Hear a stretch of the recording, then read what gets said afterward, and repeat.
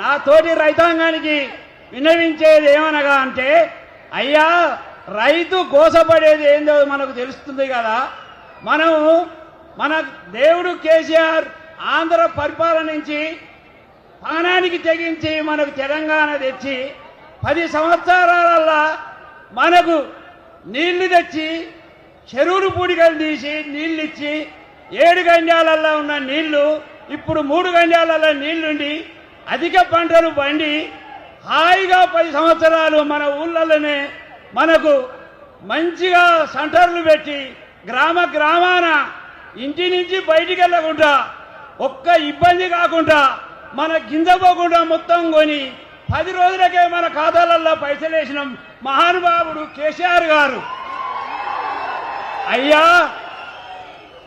ఇంకొక మనవి, నా ముచ్చట వినండి. కేసీఆర్ గారు మనకు దేవుడు. మనకు ఏం చేసిండంటే, ఈ 100 సంవత్సరాలు బతుకుతలేమని 75 సంవత్సరాలకు ఉన్న దాన్ని 57 ఏళ్లకు కుదించి 100 మందికి పింఛన్ ఇచ్చి 200 2000 చేసిన ఘనత కేసీఆర్కే దక్కింది. అయ్యా మనం పండించిన పంటకు ఒక్కదానికి కూడా మొక్కలు కానీ ఒడ్లు కానీ మన గ్రామాలల్లో రైతు వేదికల ద్వారా రైతుల ద్వారా మహిళల ద్వారా సొసైటీల ద్వారా 10 రోజులకు మించకుండా కొనేది మన ధాన్యాన్ని. ఇప్పుడు ఈ కాంగ్రెస్ ప్రభుత్వం కళ్ళబొల్లు మాటలు చెప్పి ప్రభుత్వానికి ఎక్కి మనకు ఏం చేస్తాడయ్యా అంటే, ఈ ఆడికి నేను పంట పండించి చేనేసింది 3 నెలల 15 రోజులైతే నేను పంట పండించినాక నెల 15 రోజులు ఆ దొండలు ఎమ్మడున్నాక నేనేం చేయాలి? మీరే ఆలోచించాలి. ఈ దౌర్భాగ్యానికి ఈ రైతుల కన్నీళ్లు పర్వంతో కాంగ్రెస్ ప్రభుత్వం కొట్టుకుపోయి ఎండబడాలని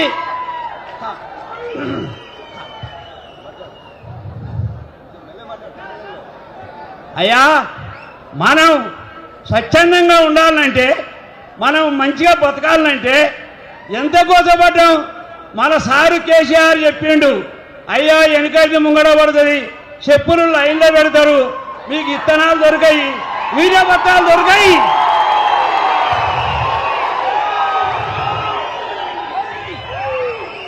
అని మనకు ఎట్లా చెప్పిండంటే, బ్రహ్మం గారు చెప్పినట్టు చెప్పిండు మన కేసీఆర్ గారు. ఆ మాట మనం పాటించలే. మార్పు అని కాంగ్రెస్లకు ఓట్లేసి మనం భంగపడ్డాం. ఇకనైనా బుద్ధి తెచ్చుకొని మనది మనం నిలబెట్టుకొని మనం మంచిగా సంతోషంగా ఉండాలంటే, అయ్యా ఏందో ఆన్లైన్ అని పెడితే నాసుని తెలియనోనికి ఎవరి దగ్గరికి పోయినా వాడు చెప్పాడు నాకు బత్తాలు రావు. అది పంట పండితే, నేను అలంకాన్పేట రైతును, నా పేరు గాదుల గోపాలు, మా మండలం నెక్కొండ, మా నియోజకవర్గం నరసంపేట.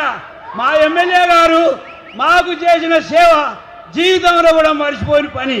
మాకు పంట నష్టపోతే మొక్కజొన్న చేనుకు ఎకరానికి 10,000 చొప్పున ప్రతి కుటుంబానికి ఇచ్చిన ఘనత మా పెద్దకే దక్కిందని నేను ఈ సభాముఖంగా తెలియజేసుకుంటున్నా.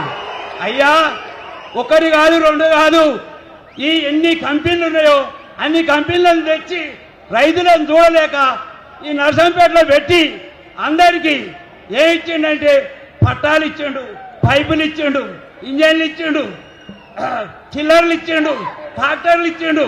ఒక్కటి కాదు 2 కాదు, ప్రతి రైతుకు కూడా సాయం చేసిన మహానుభావుడు మా పెద్దేశ్వర రెడ్డి గారు.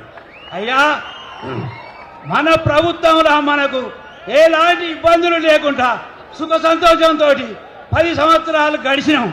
ఇప్పుడు ఈ అబద్ధాల కోరి కాంగ్రెస్ ప్రభుత్వంతో మనం ఎంత హింసపడుతున్నామో మనకు తెలుస్తున్నది. ఈ ఆడికి 15 రోజులు నా జొన్నలు ఆడ పోసి ఆడ పెడితే కదులుతలేదు. ప్రైవేట్ ఎమ్మెల్యే గారు వచ్చి ఆట మూడలు చెప్పి చూటా మాటలు చెప్పి పోతానే వస్తానే అనుడే, పత్త కదులుడు లేదు, ఒక రైతుది కొనుడు లేదు.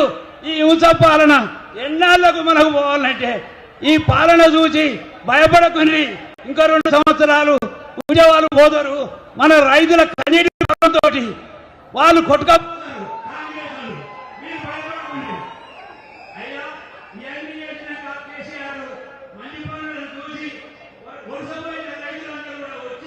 మళ్ళా గ్రామాలలో నిలదొక్కుని మంచి పంటలు పండించి లక్షాధికారి అయితే ఇప్పుడు ఈ కాంగ్రెస్ ప్రభుత్వం వచ్చి వివిధ బత్తాలు దొరకక నిధులు ఇయ్యక అన్ని కొరతలతో చేసి అయ్యా ఏం చేసిండు ఒక్క బత్త దొరకక చేస్తే నాకు 4 ఎకరాల భూమి ఉంటే నాకు 2 బత్తాలే ఇచ్చిండు యూరియా.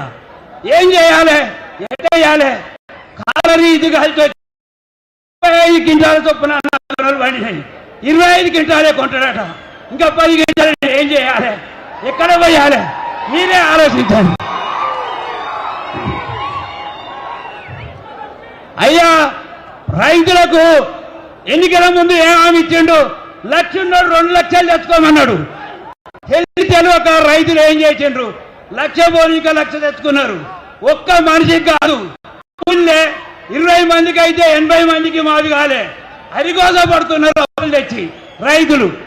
ఈ కాంగ్రెస్ దుర్బుద్ధి పాలన ఈ పాలన అంతనం చేయాలంటే మనందరం ఐక్యమై ఏకమై ఏకతాడి మీదకి వచ్చి మళ్ళా మన కేసీఆర్ దేవుణ్ణి ఎన్నుకున్నప్పుడే మనం గొప్పలను.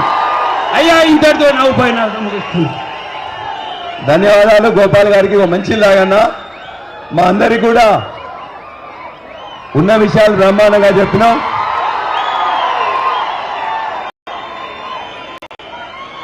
మా గోపాల్